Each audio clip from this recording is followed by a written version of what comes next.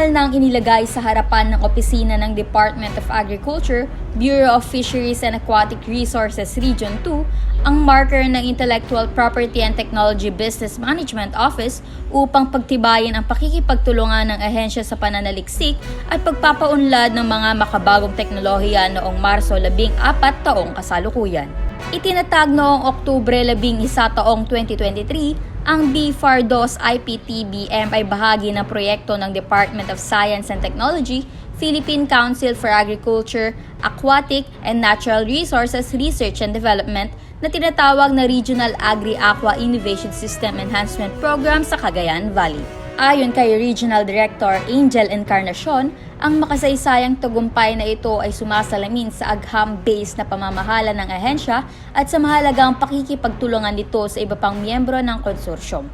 Aniya, ang BFAR Regional Office ang natatanging ahensyang ginawaran ng IPTBM Office sa rehiyon kasabay ng ilang institusyong pang-akademiko. Samantala, pinuri ni Noel Catibog, Direktor ng Technology Transfer and Promotion Division ng DOST-PCARD, ang mga miyembro ng RACE Region 2 dahil sa kanilang pagkakaisa at koordinasyon na aniya ay natatangi sa kanila mula sa mahigit 100 RACE programs sa buong bansa.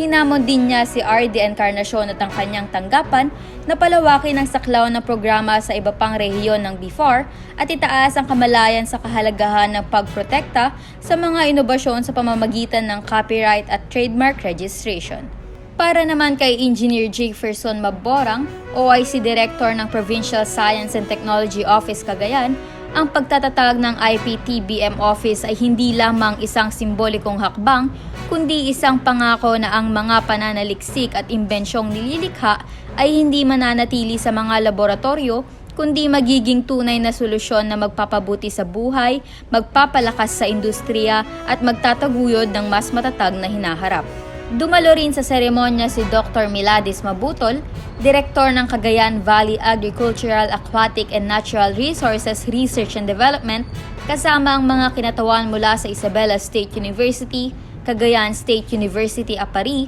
Batanes State College, Nueva Vizcaya State University at Quirino State University. Dumalo rin ang iba pang panauhin mula sa DOST-PCARD, DOST-RO2 at DA-BFAR-2. Matatagpuan sa ikalawang palapag ng pangunahing gusali sa loob ng Human Resource Management Unit, ang IPTBM Office ay nagbibigay ng gabay at suporta sa mga empleyado at negosyong tinutulungan ng ahensya sa mga usaping may kaugnayan sa intellectual property. Kabilang dito ang pagsasampa ng aplikasyon para sa IP, pangangasiwa ng IP, pagsasagawa ng prior art research, pagsusuri ng halaga ng IP, pagsagot sa mga legal na pagtutol, pagsasagawa ng apela, at pagtukoy sa pinakaangkop na pamamaraan ng komersyalisasyon o pagpapalawak ng teknolohiyang nalikha.